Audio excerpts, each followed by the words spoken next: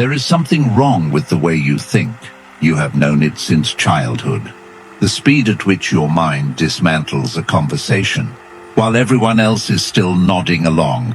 The way you see the flaw in the plan before anyone finishes presenting it. The strange, almost painful awareness that most people around you are operating on a completely different frequency. You have carried that feeling your whole life and never had a name for it. Today you get the name and the 7 markers that confirm it. But here is the part that will unsettle you. A sharper mind does not make your life easier. It makes it lonelier. And by the end of this, you will understand exactly why. Habit 1. You argue with yourself before you argue with anyone else. Most people form an opinion and then defend it like a territory. They plant a flag in whatever they believed first, and spend the rest of their lives fighting anyone who tries to move it. They call this conviction. It is not. It is intellectual laziness wearing the uniform of certainty. You do something different. You attack your own ideas before they leave your mouth. There is a cognitive process that researchers in the Journal of Individual Differences have linked directly to higher analytical intelligence. It is called dialectical thinking. It is the ability to hold 2 contradictory ideas in your mind simultaneously and examine both without flinching. Not to find a comfortable middle ground.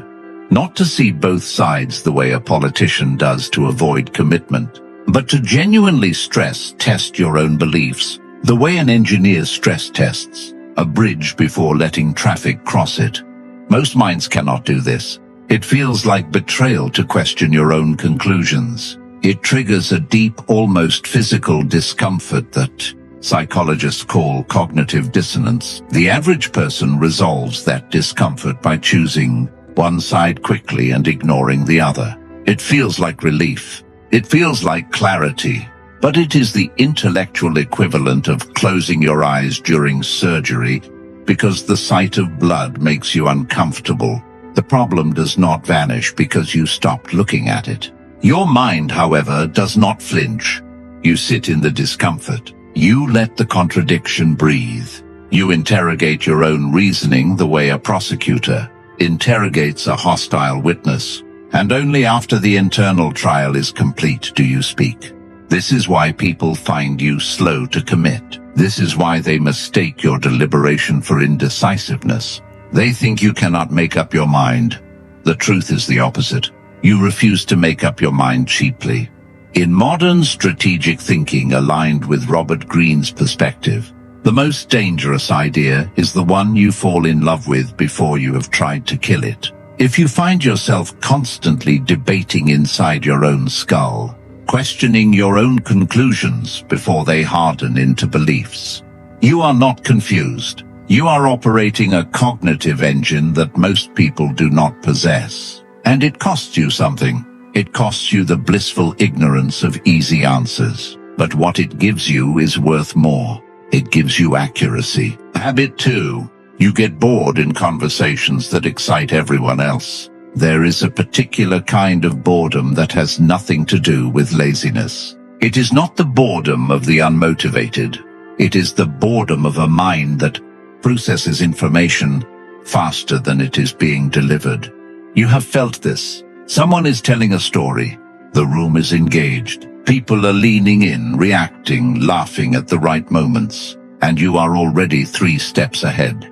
You predicted the punchline. You identified the point they are building toward. You mapped the trajectory of their argument before they reached the second sentence. And now you are sitting there waiting for them to arrive at a destination you reached 90 seconds ago. David Robson, in his research on cognitive processing speed, documented a phenomenon he described as the curse of rapid pattern recognition. Individuals with higher processing speeds do not just think faster.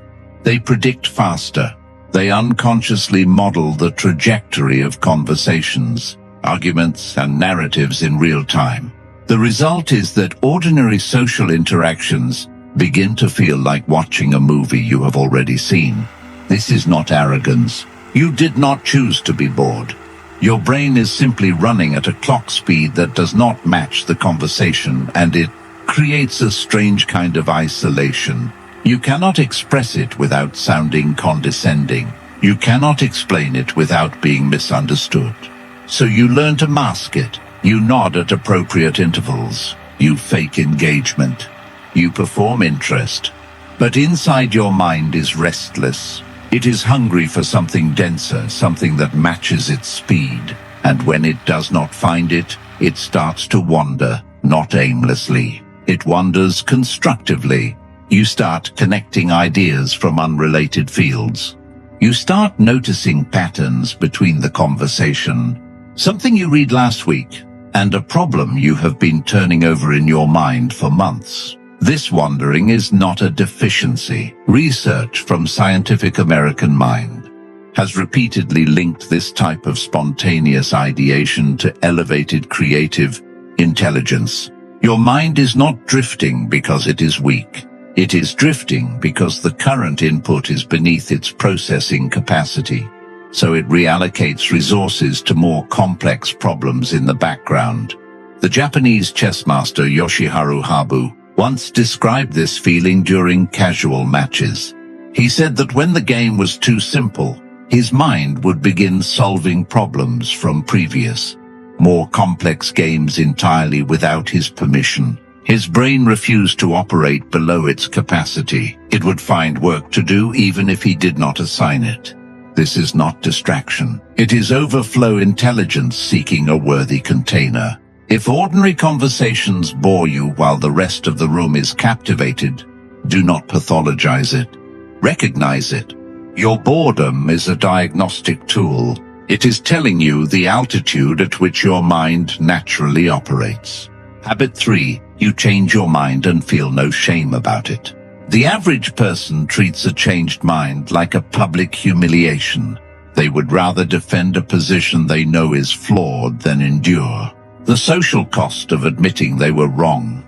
Their identity is welded to their opinions. To change the opinion is to destabilize the identity, and most people are not structurally sound enough to survive that kind of renovation. You are different.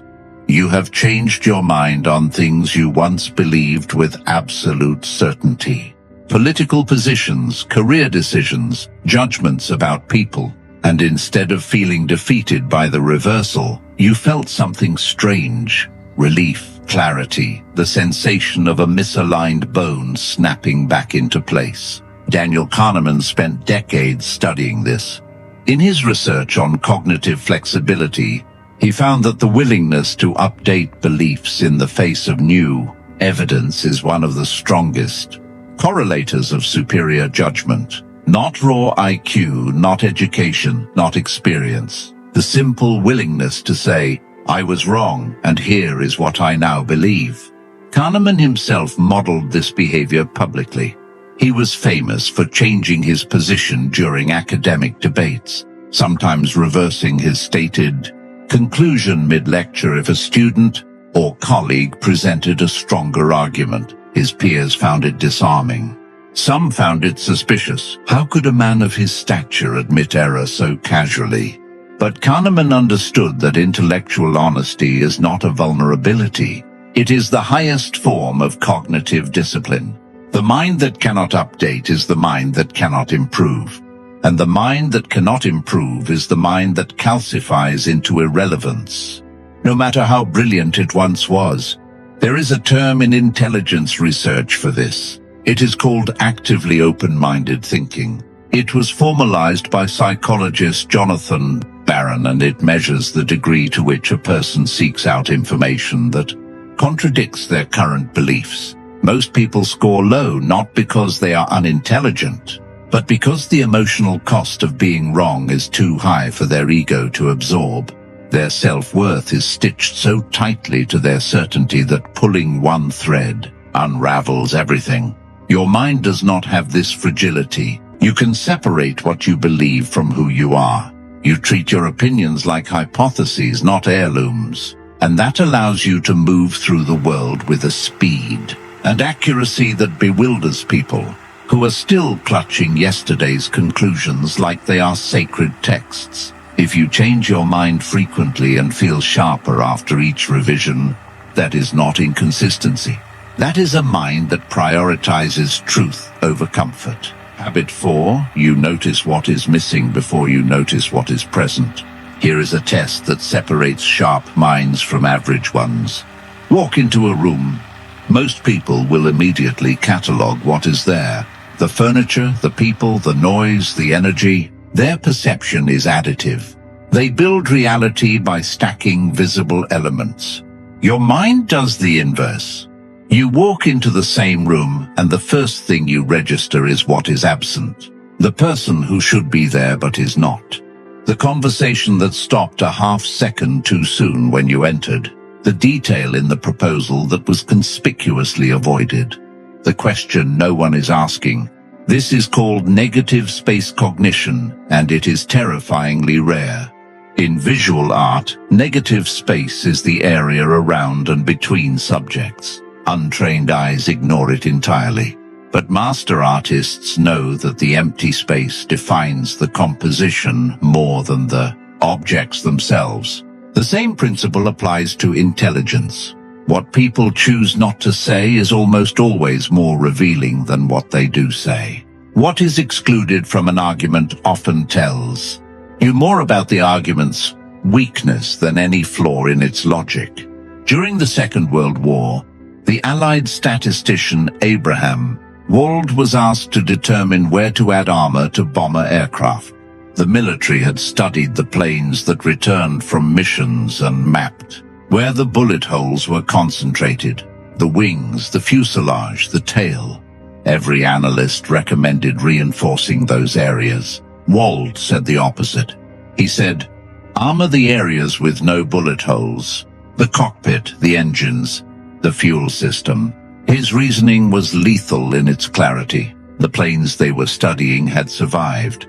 The bullet holes showed where a plane could be hit and still fly home. The areas with no damage were not unscathed. They were the areas where, if hit, the plane never returned at all. Every other analyst saw what was present. Wald saw what was missing, and that single insight saved thousands of lives. If your mind naturally gravitates to gaps, absences, and omissions, you are operating with a form of perception that most people will never develop. You see the world not as it presents itself, but as it tries to hide itself. And that is a form of intelligence that no test can measure, but no adversary can withstand. Habit 5, you feel exhausted after socializing. Not because you dislike people, but because you are processing them. There is a specific kind of fatigue that has nothing to do with physical exertion. You leave a dinner party, a meeting, a casual gathering, and you feel drained in a way that sleep alone cannot fix. People assume you are introverted. They assume you are antisocial. They assume you do not enjoy company. They are wrong on every count. What is actually happening is far more complex. While the average person at that dinner table was engaged in one layer of interaction, the spoken conversation, your mind was simultaneously running 4 or 5 parallel processes. You were tracking the words being said. You were analyzing the micro-expressions that contradicted those words. You were modeling the social dynamics between every person at the table. You were cataloging tone shifts, pauses, deflections. You were constructing a real-time psychological map of the room. You were not just present. You were conducting surveillance. Susan Cain's research on introversion and cognitive load illuminated this exact phenomenon. She found that individuals with higher sensitivity to environmental stimuli are not withdrawing from social situations because they lack interest. They are withdrawing because their brains are consuming vastly more data per interaction than the average person. The fatigue is not emotional. It is computational. Your hardware is overheating because it is running software that most people's systems do not even have installed. There is a historical figure who embodied this with eerie precision. Charles Darwin was known to attend scientific gatherings and dinner parties with colleagues, appear fully engaged, contribute meaningfully to conversation, and then retreat into total isolation for days afterward. His wife, Emma, wrote in letters that Charles would return from social events looking as though he had been carrying furniture for hours. He had not. He had been carrying conversations. But for a mind like his, conversations were furniture, dense, heavy, and requiring enormous effort to move through. Darwin was not fragile. He was processing at a depth that consumed energy most people never expend. His social exhaustion was not weakness. It was the cost of perception. Here is what most people miss about this habit. The exhaustion is not a bug. It is the receipt. It is proof that your mind was working at a level the room could not see. You were not just listening. You were decoding. And decoding human beings in real time is one of the most energy-intensive cognitive tasks that exists. If you consistently feel depleted after social interactions that leave everyone else energized, stop treating it as a disorder. Treat it as a signal. Your mind is not malfunctioning. It is functioning at a resolution so high that the processing cost is visible in your body. Most people leave a conversation with a memory. You leave with a blueprint. Habit 6. You are uncomfortable with your own intelligence. This is the habit that no one expects, and it is perhaps the most telling marker of a genuinely sharp mind. You do not walk around feeling intelligent. In fact, you often feel the opposite. You feel uncertain. You feel like you're missing something. You look at people who are confident in their knowledge, and you wonder how they do it, how they can be so sure, how they can speak with such authority about things that, from your perspective, contain layers of complexity they have not even begun to address. This is not imposter syndrome in the way popular psychology defines it. This is something deeper and more structurally embedded in how advanced cognition works, the Dunning-Kruger effect, documented extensively in psychological research, reveals an asymmetry that borders on cruelty. People with limited knowledge in a domain dramatically overestimate their competence. They do not know enough to know what they do not know. The inverse is equally true. People with genuine expertise consistently underestimate their ability because they are acutely aware of the vast territory they have not yet covered. Your discomfort with your own intelligence is not a flaw. It is the direct mathematical result of knowing more.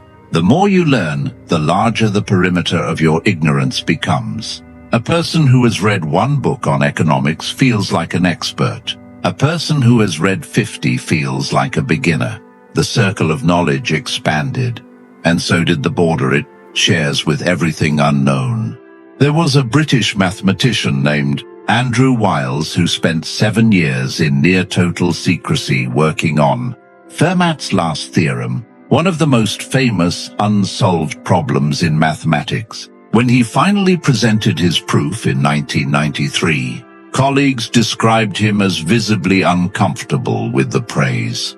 Not because he was humble in some performed, rehearsed way, but because in the process of solving the problem, he had encountered dozens of adjacent problems he could not solve. His success had shown him how much he still did not understand. The solution had made him feel less capable, not more. If you carry a quiet discomfort about your own mind, if you flinch when someone calls you smart, if you feel like a fraud despite evidence to the contrary, stop interpreting that as weakness. It is the clearest sign that your cognitive map is large enough to include its own blank spaces. The fool sees a complete picture because he has never looked beyond the frame. You see an incomplete picture because you know the frame is not the boundary. Habit 7. You have a relationship with time that disturbs other people. You think about death more than the average person. Not in a morbid way, not with anxiety or dread, but with a cold, clear awareness that time is a non-renewable resource. and most people are spending it as if they have an infinite supply. This is the habit that separates a sharp mind from a merely educated one. Education fills the mind. Awareness of mortality sharpens it. You watch people waste hours on arguments that will not matter in 6 months. You watch them chase approval from people they will not remember in 5 years. You see them pour energy into feuds, gossip, status games, and performative busyness, and something inside you recoils, not with judgment, with bewilderment, because you cannot understand how they do not see the clock. Research published by the American Psychological Association found a direct correlation between time, awareness, and strategic thinking. Individuals who maintain a conscious, non-anxious relationship with their own mortality make significantly better long-term decisions. They are less susceptible to sunk cost fallacies. They are more willing to abandon failing projects. They are faster to cut relationships that drain rather than build, not because they are cold, because they understand the math. Every hour spent on something worthless is an hour stolen from something that could matter. The Roman Emperor Marcus Aurelius kept a private journal, never meant for publication, in which he repeatedly reminded himself that he was going to die, not as a punishment, as a calibration tool. He would write variations of the same idea. You could leave life right now. Let that determine what you do and say and think. He was not depressed. He was awake. He used mortality the way a navigator uses a compass, not to frighten himself, but to ensure he was still moving in the right direction. In modern strategic thinking aligned with Robert Greene's perspective, this awareness becomes a form of control. You do not act impulsively, you act with awareness of consequence. You understand that time is the only currency you cannot earn back. When someone asks you to commit your time to something, your first internal question is not, "Can I?" It is this worth the hours it will cost me, knowing I will never get those hours back?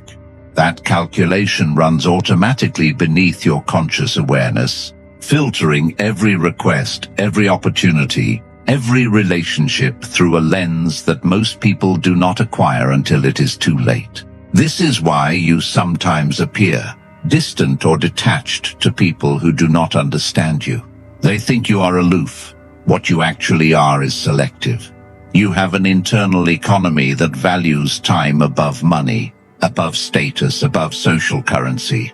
And that economy makes you do things that confuse people, leaving events early, declining invitations without lengthy explanations, spending entire weekends alone with a single problem that fascinates you, cutting conversations short when they stop producing insight. They call it antisocial. You call it arithmetic. If you carry this constant low-frequency awareness of time, if you find yourself unable to waste it the way others do, understand that this is not morbidity. This is a cognitive orientation that the majority of humans never achieve. Most people only develop this awareness in their final years, when the clock becomes impossible to ignore. You developed it early, and that gives you something no amount of intelligence alone can provide: precision of purpose. So now you have seen them: 7 habits, 7 markers etched into the daily behavior of a mind that operates at a frequency most people cannot detect. You argue with yourself before you argue with others. You are bored by conversations that captivate the room. You change your mind without shame. You see what is missing before you see what is present. You are exhausted by the invisible labor of reading people. You are uncomfortable with your own capabilities, and you guard your time with an intensity that others find unsettling. These are not quirks. These are not personality defects dressed in flattering language. These are the operational signatures of a mind that is processing the world at a depth and speed that comes with a very specific cost: loneliness. Not the loneliness of having no one around, the loneliness of having no one who operates the way you do, the loneliness of seeing something clearly and being unable to explain it to someone who does not have the wiring to receive it. The loneliness of living in a world that rewards speed of opinion over quality of thought, certainty over accuracy, loudness over insight. You have spent years wondering if something was wrong with you, if your boredom was a deficiency, if your exhaustion was a weakness, if your inability to stop thinking was a curse. It is not a curse. It is a cost, and it is the cost of carrying a mind that was built for a depth of engagement that the modern world does not demand and does not reward. But here is the part that changes everything. The world does not reward it publicly, but privately in the decisions that shape careers, relationships, and legacies. It is the only thing that matters. The loud mind gets attention. The sharp mind gets results. The popular mind gets followers. The precise mind gets freedom. You are not broken. You are not behind. You are not strange. You are simply awake in a room full of people who are still dreaming. And the discomfort you feel is not a signal to go back to sleep. It is the price of sight.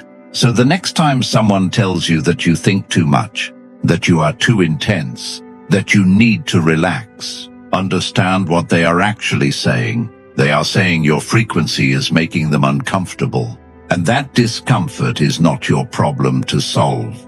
It is your proof of concept. But here is the question that should keep you awake tonight. If your mind is this sharp and you are still not using it at full capacity, what exactly are you protecting yourself from? And what would happen if you stopped? That is a shadow worth examining. If this opened your eyes, understand this is only what I can show on this side of the algorithm. There are patterns of the mind I cannot discuss publicly without being suppressed. If you're still here after everything, you're not like most. Subscribe if you haven't.